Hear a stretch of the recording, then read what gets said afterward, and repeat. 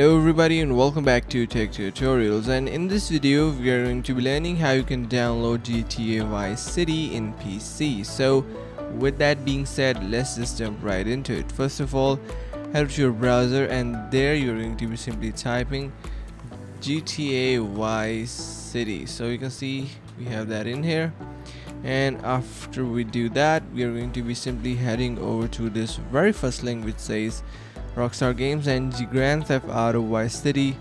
So simply click on that and you will be directed towards your Rockstar Games section. Here you are going to be simply dropping down this or clicking on this buy now option. So click on that.